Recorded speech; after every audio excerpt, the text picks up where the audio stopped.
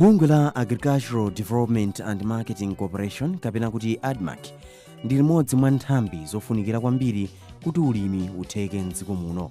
Bungweli linakhazikitsidwa m'chaka cha 1971 ndi boma la dziko la Malawi. Cholinga chake kufuna kupititsa patsogolo phindu limene dziko lino limapeza kuchokera ku ulimi, kukhala msika wa phindu wa zokolola komanso kupeza misika yakunja ya zokolola za ku Malawi. Pachatu tisayiwale kuti chuma cha dziko la Malawi chili mu nthaka, ndipo ulimi ndi gawo lofunikira kwambiri pa chuma cha dziko lino. Ndi ulimi umene umapereka mwayi wa ntchito kwa anthu ochuluka kwambiri m'dziko muno kuyerekeza ndi magawo ena. Komatu ngakhale izi zili chomwechi, alimi ambiri m'dziko muno ndi ang'onoang'ono, ndipo ambiri ndi amayi amene amakhala m'madera akumidzi.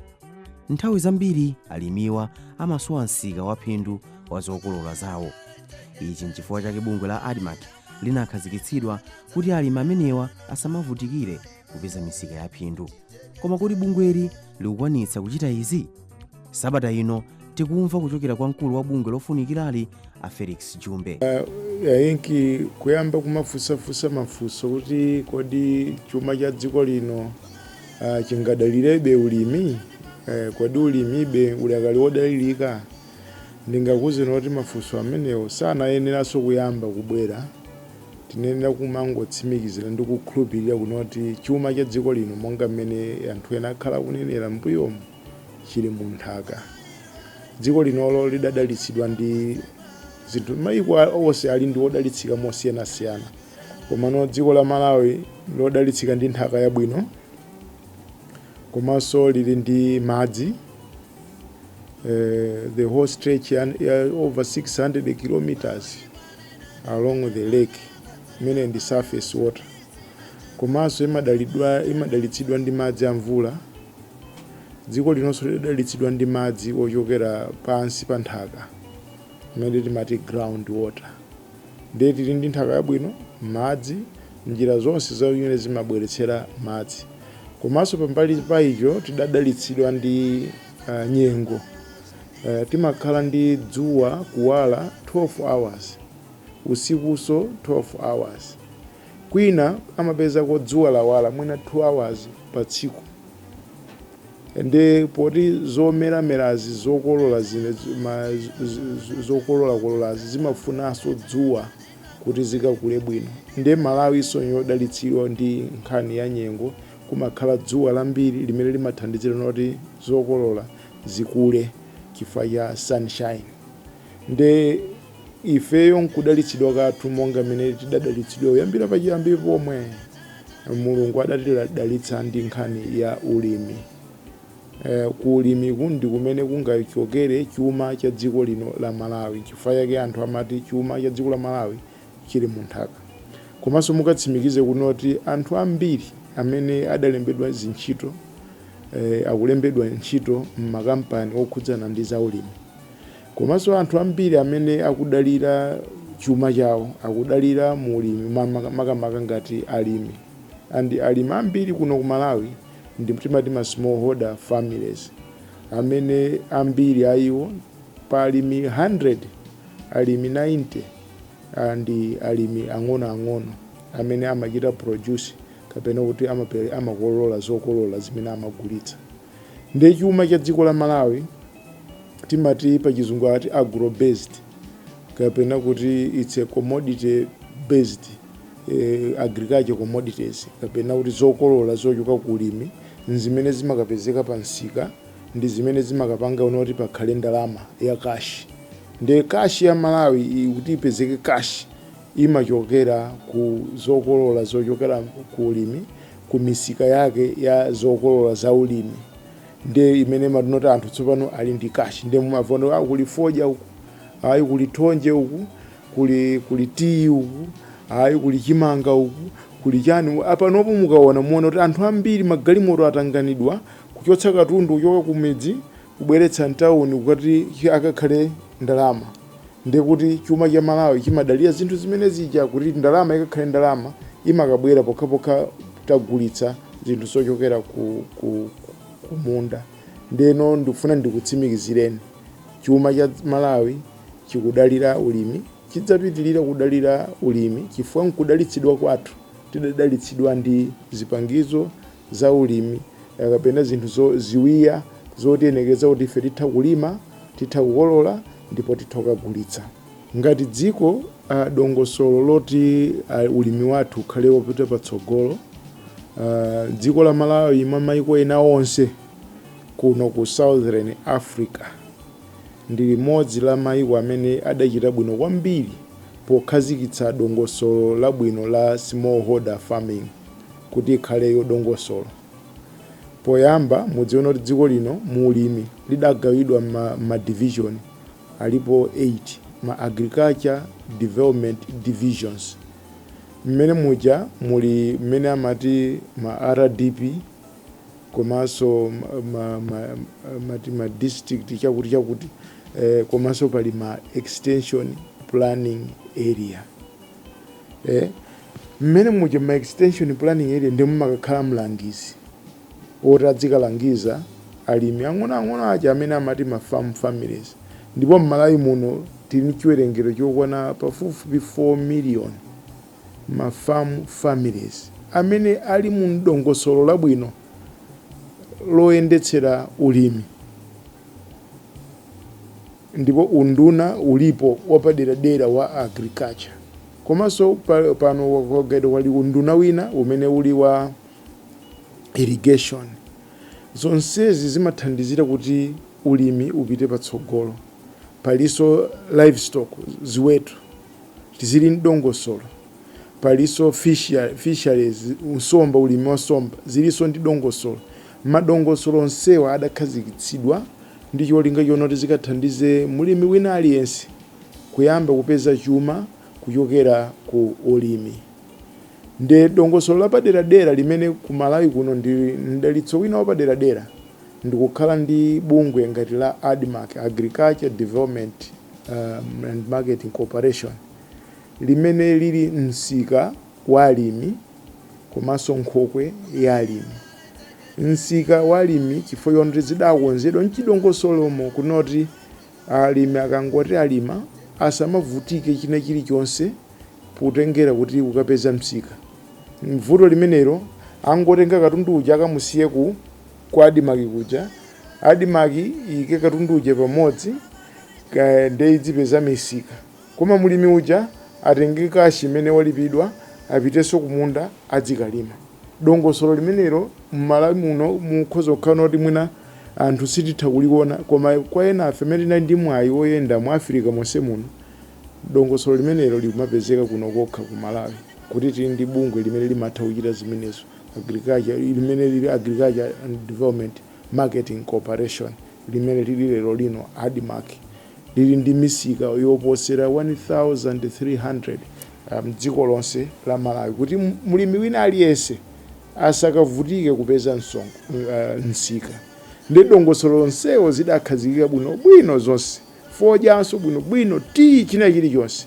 Koma no mwina ndikubwera kupita kwa nyengo kuyambira ma 1987 nthawi imene mayiko adayamba kusintha kayendetsedwe kachuma kutengerana ndi mabungwe achati mati World Bank and IMF adabweretsa programu yamati economic structure adjustment programs zimene zidasintha mayendetsedwe a zinthu zina zimene amayembekeza kuti mwina zinthu izi boma silinene nomapanga lizipanga ndi ma private sector kapena anthu ena a business.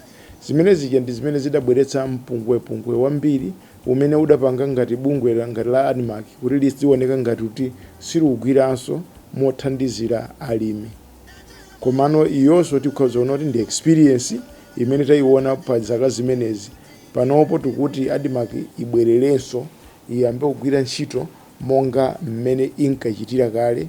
N'chifukwa chake boma layika program yonoti adayika functional review kapena kuti kuonanso kagwiridwe ka ntchito ka ADMARC kamene kaonetsa kuti ntchito pali zina za commercial zoti za business tidzigwira za business, pali zina za social zochithandizo tigwirenso za chithandizo, koma zonsezi tichitire mwaumodzi mochitira ubwino chitukuko chimene boma likufuna kunoti ADMARC lipange nawo mbali pa chitukuko cha dziko la Malawi.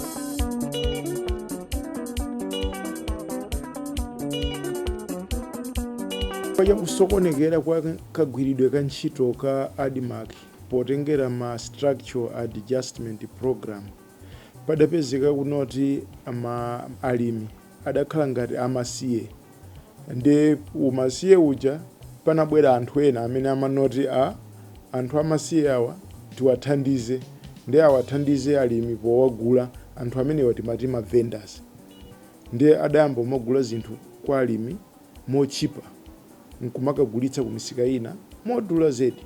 Nde inu mwatha kuonanso mwadzipenyera muona kuti amene akulemera masiku ano amene wawa anali anthu onoti akuchita business yogula ndi kugulitsa zipangizo za ulimi kapena kugulitsanso zokolola za ulimi.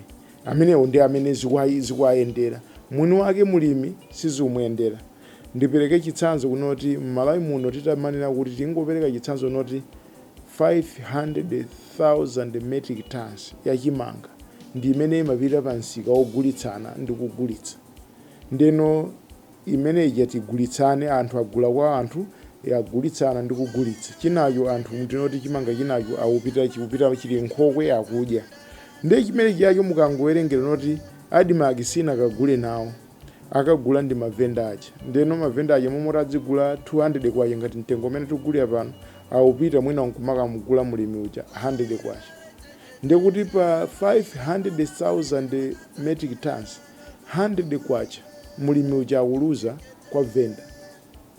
Imene ija imakhala ndalama mukayichita translate mwina ikuposa 50 billion Malawi kwacha, yoti alimi akhala akuiluza kwa mavenda. Ndewe apeze kuti avenda ndi amene akulemera kana kumpatsano chikayiko mulimi kunoti ulimi umwina siutiyendera pano nkumakayikira. Chifukwa mulero mubwera ndi funso noti kodi ulimi udakayendabe? Ulimi udakayendabe, koma panafunika tikonze nkhani ya ma market systems, tichotsepo chipsinjo chimene chidabwera chomugula mulimi mtengo ochipa nkukagulitsa mtengo wodula. Nde ifeyo ADMARC tikupereka mitengo imene boma limayika monga ngati chimanga chakachino ayika pa 200 kwacha, nyemba ayika pa 450 kwacha pa kg. Tikugula mitengo imene ija. Ndikupezeka noti no naso akupeza kakuona kalibe msika wa ADMARC awupita nkumakagula anthu aja 120 kwacha, amene aja ndikuti akuluzapo 80 kwacha pa kilo ina iliyonse. Cholinga chathu ngati ADMARC tinafuna noti mulimi wina aliyense amene ndi smallholder farmer number 1, target number 1, for target yathu number 1 ndi ma smallholder farmer, akhale ndi mwayi okagulitsa ku msika wa ADMARC. Ngati atagulitsa unoti at a time wabweretsa matumba 50 tamugula, ndikuti amene uja ndi 200 kwacha pa kg ali assured kuti apeza 500,000 kwacha pa matumba 50 amene angagulitse ku ADMARC. 500,000 kwacha ikapita pa banja likapanga banja lija likamve ukoma ndi ulimi.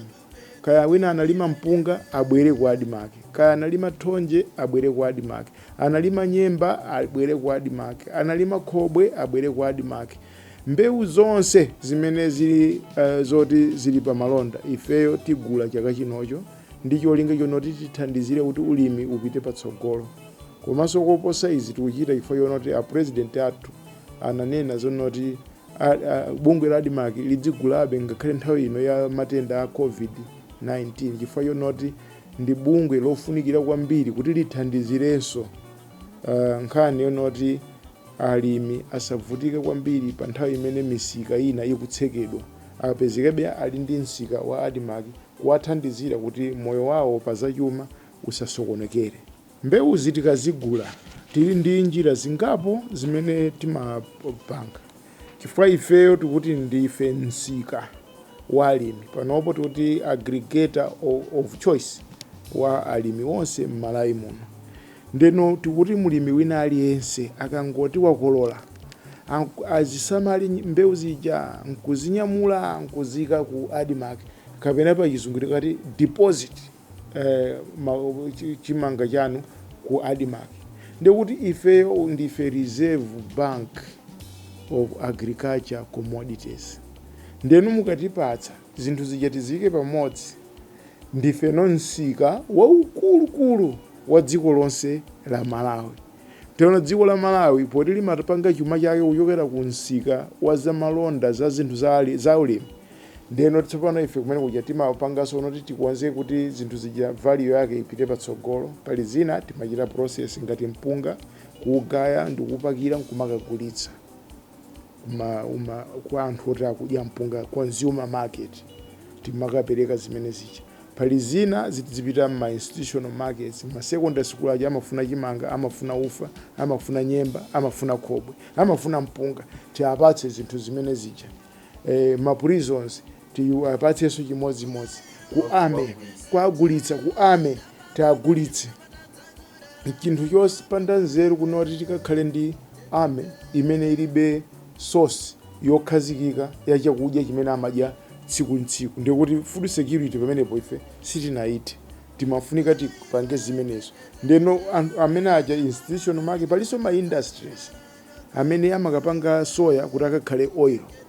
Amene ajanso ngofunika kuti ife ngati ADMAC tayika zinthu pamodzi katundu uja tiwauze noti katundu wina uyu dzatengeni apite ku ma industries kwanu.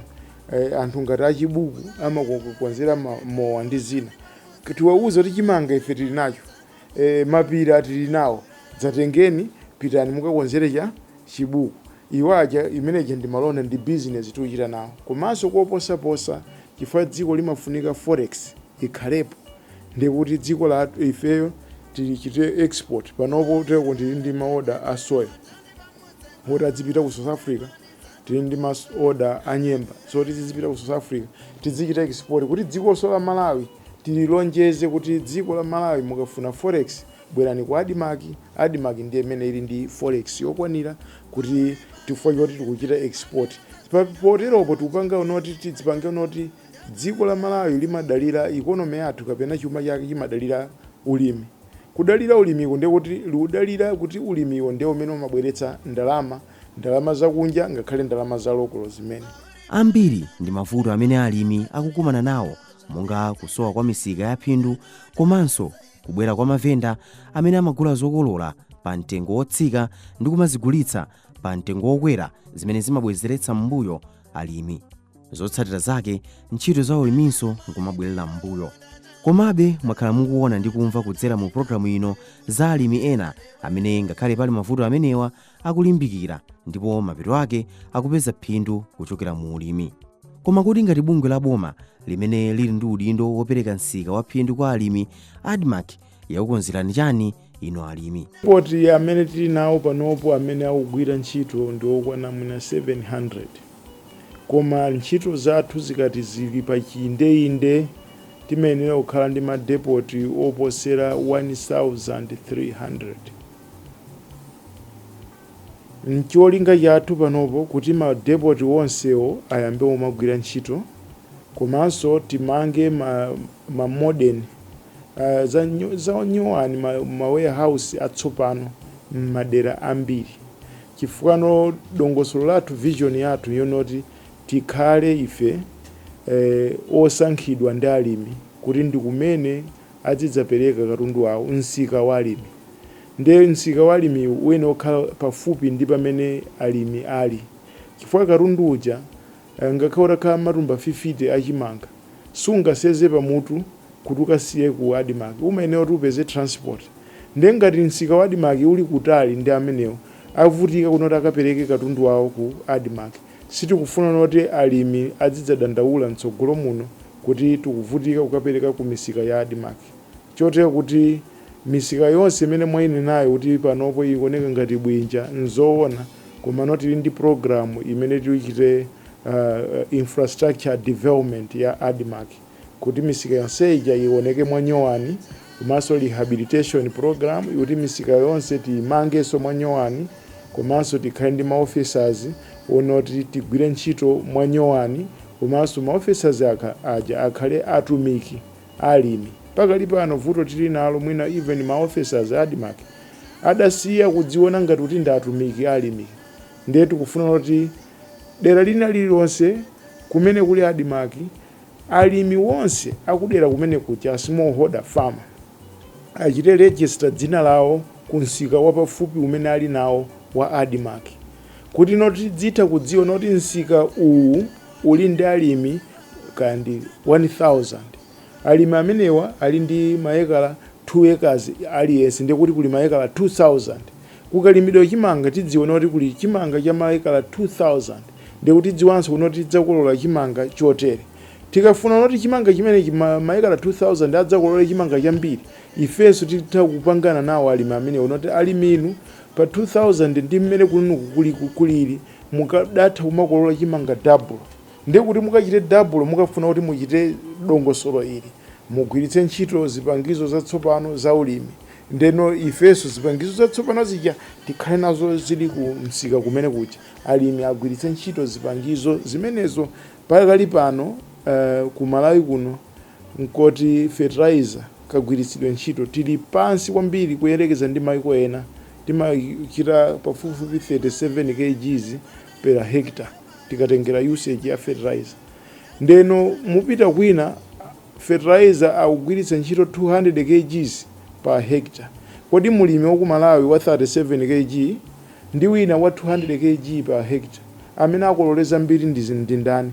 mukapeza ndi mulimi uja agwiritsa ntchito 200 kg per hectare ndeno mulimi amene uja akapita pa msika wakhala wa international wabweretsa pa 1 hectare ku South Africa panopo amapeza 20 tons kapena 400 bags pa 1 hectare ku Malawi 40 bags per hectare ndeno mukapita msika uja ndi umodzi msika uja sukayang'ana unoti anachita produce ndani yayi ukangoyang'ana unoti wabweretsa yani ndabweretsa 40 bags za chimanga 2 ton wina unoti ndabweretsa 400 bags 20 tons ndeno mtengo wachipa tingoyerekeza wachipa uyu ali matumba ambiriyo angota bowa bwanga ndapeza ifwa apeza zambiri ifwa cha katundu ndi wambiri koma uyu ali katundu wachepa mlimi wa ku Malawi ifwa yoti sagwiritsa ntchito fertilizer akapezeka noti ndili katundu wambiri ndiye ayamba kulira za mitengo kuyambira pomwe paja ndiye kulira kwambiri kumene tikuchita ku Malawi pa nkhani ya mitengo